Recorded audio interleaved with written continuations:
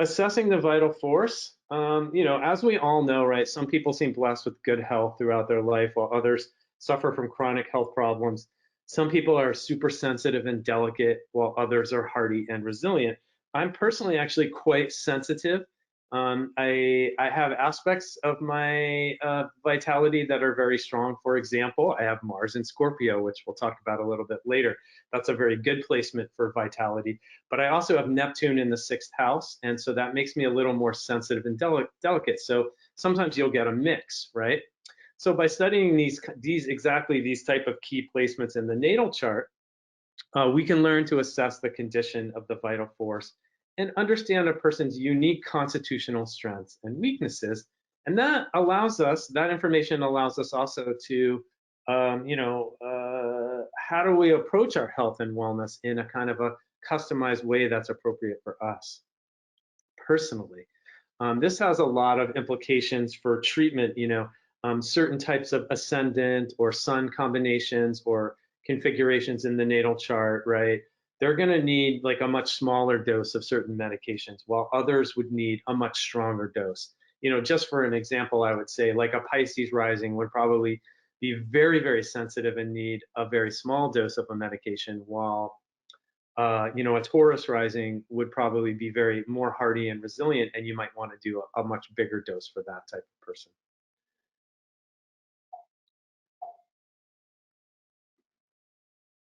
Okay, so I have a couple articles I published in the Mountain Astrologer. I believe both of them are on my website in PDF form. So go ahead and check that out if you like. And anybody can email me at robert@thesourcepoint.net if you want to get a copy of this PDF guide here. So let's look at my personalized step-by-step approach to exploring the natal chart. For again, assessing the constitution and the strength of the vital force. So number one would be the condition of the ascendant and also the Lord of the ascendant placement. But I place a lot of weight on the condition of the Lord of the ascendant. So placement by sign, house, and aspects would carry kind of more exponential weight than other placements in the natal chart.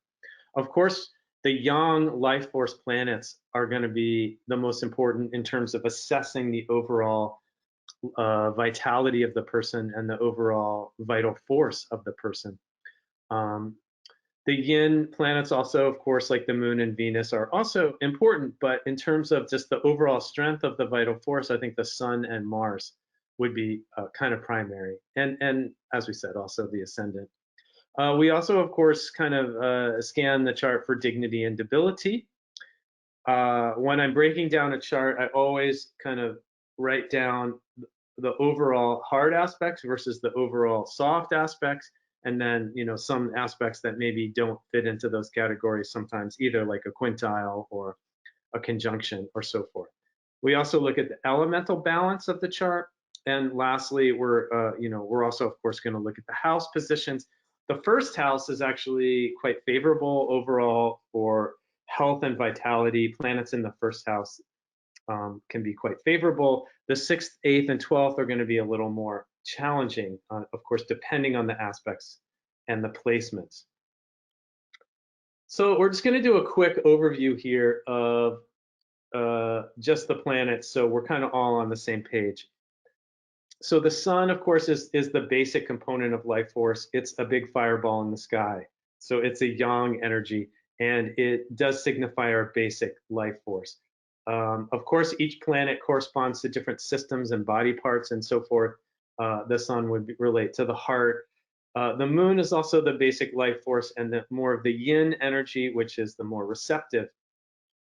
And it relates to the breasts and the menstrual cycle of female hormones and also the stomach. Venus rules the genitalia, the prostate in men, kidney, female hormonal balance. It also rules sexually transmitted infections.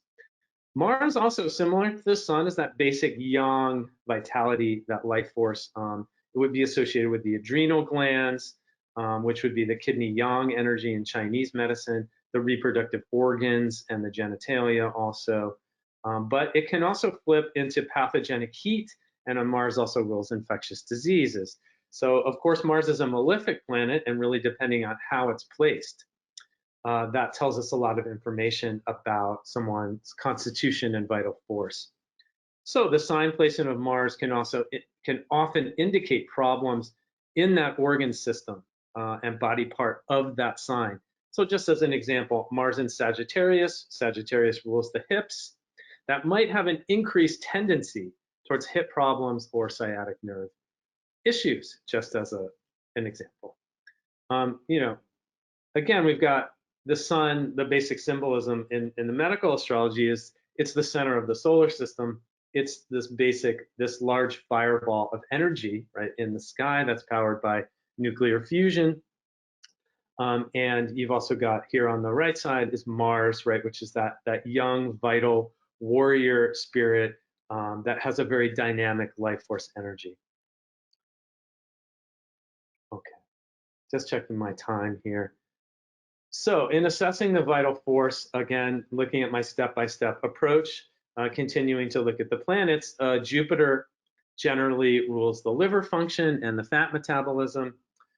Jupiter can be favorable, of course, in the soft aspects, but it's not very dynamic. It can, however, Jupiter's soft aspects, like the trine and the sextile, can be protective of health. Saturn rules the bones and the teeth, especially the knees and the joints. And also similar to Mars, the sign placement of Saturn will often indicate problems within a system or a body part correlated to that sign. So as we know, Saturn can be a troublemaker. It can correspond sometimes to chronic health problems. And so it's like whatever sign, it's placed in could be more of a tendency for the delineations ruled by that sign, to be problematic. So Saturn, for example, in the Gemini would indicate potential problems affecting the nervous system, whereas Saturn in Aquarius would be potentially more problems having to do with the ankle, and we're going to get into that. We'll take a look at the zodiacal man.